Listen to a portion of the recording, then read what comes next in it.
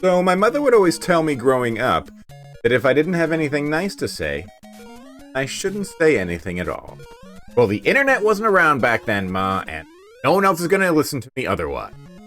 Like a good Ring Fit adventure, Nintendo promotes the idea of getting out.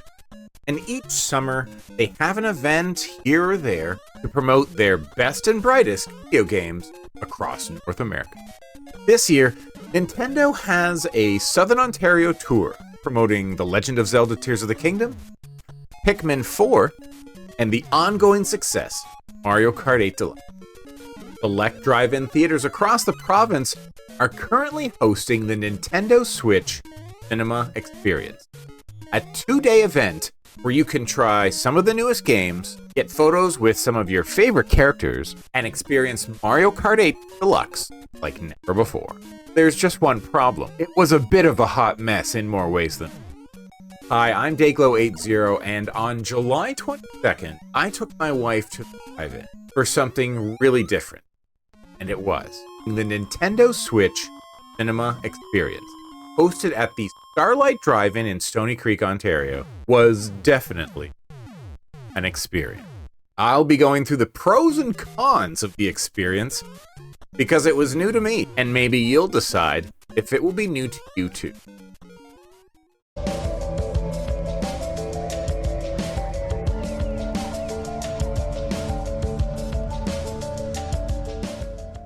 So it was in the third week of June, and I get this email from Nintendo because, as you know, I have a very active My Nintendo account. They're inviting me to the Nintendo Switch Cinema Experience, and that there'll be a chance to play Mario Kart 8 Deluxe on the big screen. Oh my god! Was my obvious response. Okay, maybe I took a little artistic license on the whole inviting part, but it was happening. Funnily enough, my wife had wanted to go to the drive-in for some time now. This was perfect. And to top it all off, $15 a carload. I mean, I just keep winning with this, and so I felt like it was going to be a really great night. I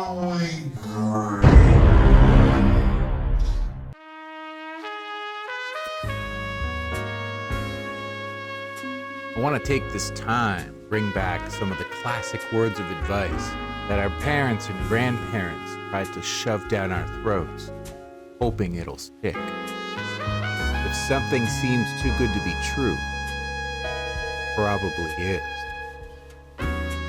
Excuse me, but in my defense, from whatever you hear later, 2023 is rife with people making money all over the place out of nothing. So don't tell me something too good to be true is not possible and real.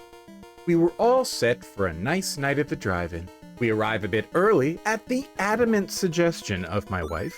After a short wait in line, we move our car in, and lo and behold, the bonuses continue as we are gifted a Mario plush on our way in for being one of the first 50 people through the gate. This goes to show you, listen to your spouse. So we got through the gate, we got our Mario. Everything seemed really great. We got out of the car, we stepped out to the screen and saw the Skoka chairs lined up in front of this truck that had a screen attached to it. This thing must have been 120 inches or larger. 4-player Mario Kart 8 with a Switch controller, Pro controller. It was really fun. I jumped in as soon as I had the opportunity to try a game. Unfortunately, they were doing 200cc, so that wasn't really up my alley, and I was no good at that, but I think I gave it my best college try. And then off into the distance, I could see a tent, and when I investigated, it seemed like it was a VIP tent. The guy there told me it was a VIP tent, invite only, so I didn't bother really filming in there, but they did have these amazing Yoshi egg chairs that people could sit in. I was trying to look for a copy of a picture online, but they don't exist. They must be very special to Nintendo. And then I looked over to the other side of the parking lot, kind of past where all the cars were parked for the drive-in. And we had 3 tents set up: Toad's Playhouse, a Pikmin 4 tent, and a Tears of the Kingdom tent. And of course, the opportunity to play Mario Kart 8 Deluxe on the big screen before the shows. So that was the general look of what we were dealing with. But I have a list of pros and cons from my experience. I want to start with the pros because the cons are cons. First up, of course, the big plus was, you know, the Mario plushie. I got to add it to my collection. I love that. The photo op booth. So you had the Pikmin and it had a really nice background if you're into Pikmin. I'm not, so I didn't really want a photo with that, but they had a really nice Tears of the Kingdom. Essentially, it's just the cover of the game, which was all right. And then you had the Toad's Playhouse itself, which had a really nice little cute, you know, Toad-like rooftop to it. So they did play with some pretty fun elements in a simplistic way that definitely gears towards a particular age group. And we're going to bring that age group back when we talk about it later. So, of course, then later we had the Mario Kart 8 Deluxe tournament on the big screen. And that was super fun. You had a certain time to sign up for the tournament, and then you had a certain time to be there to participate in the tournament, down to from how many people. I think it was a single race for each ones, and the top 2 people or the top single winner of each race, until there was a final 4 to play on the big screen. You know, as someone who appreciates watching videos of gameplay, watching someone else play a video game, I could really get into this, especially on the big screen. And it was great to kind of hear everybody cheer everyone on. It was fun. I mean, the final pro, of course, is you get to watch the Super Mario Brothers, which the Super Mario Brothers movie is rated for, you know, all ages pretty much, right? Pretty good for all ages. And then I thought, okay, this event is really geared towards kids. So when I'm looking around, it was like, yes, there's some older people that enjoy all these games, and the Mario Kart 8 experience is fun for them as well. Getting your picture with Mario, maybe, you know, having your own kids that you can share all this stuff with, that's pretty cool too. But it's designed for young kids. So I had an okay time, but I didn't have the greatest time.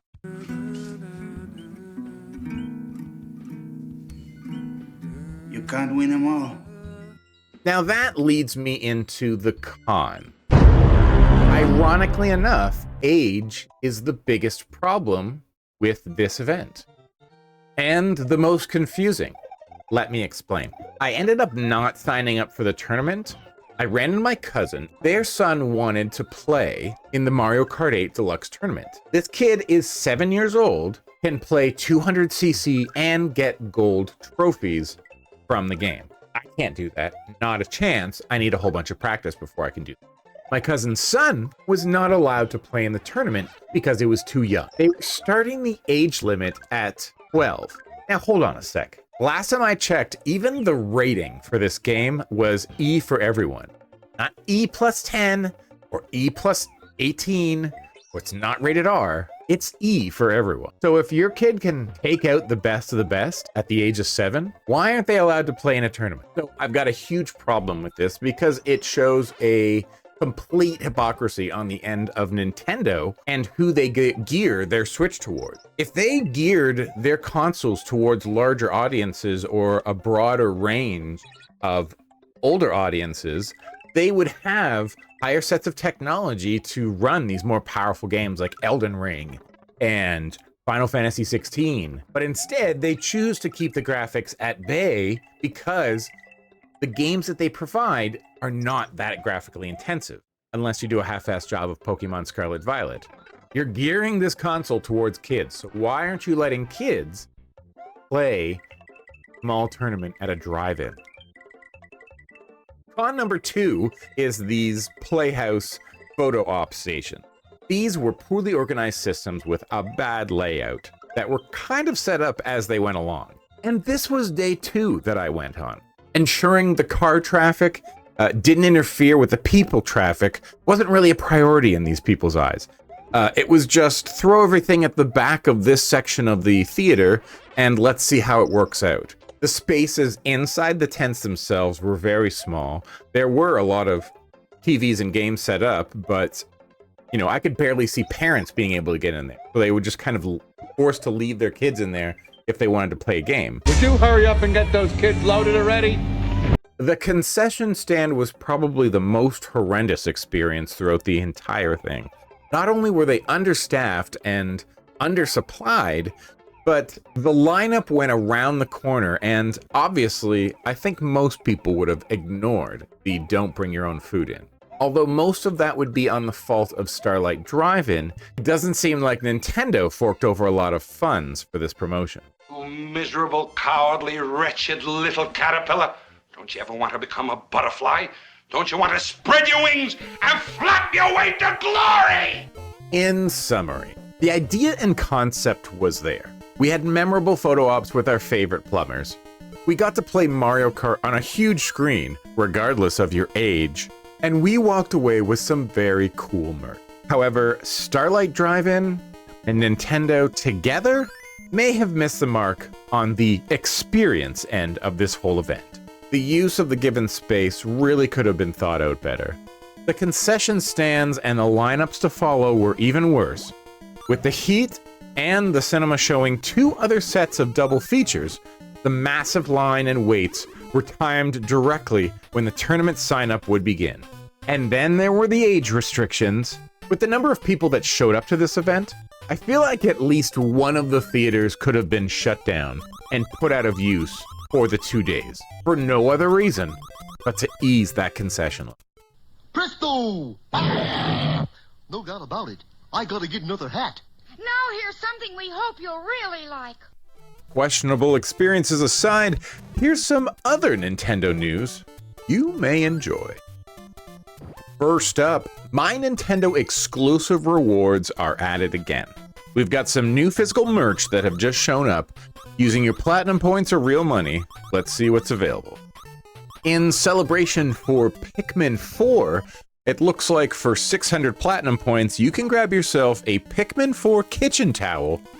They look like your standard kitchen towel, except for the warning on the label. Cancer and reproductive harm? It's a kitchen towel. Why does it have cancer?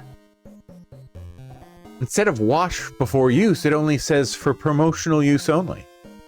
This is why I don't take these things out of the package. But it's cute and colorful. Next, we have 2 new Nintendo Store exclusives. There are items that you can purchase with platinum points, but that's a subsect of the exclusives menu of products. But there's still merch that can be purchased with real money.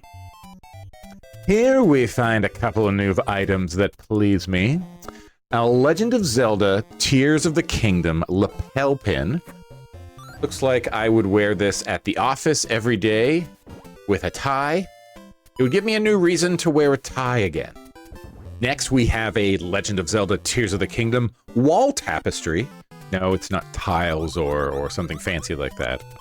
Wall tapestry. Yeah, it's a flag. It's a flag.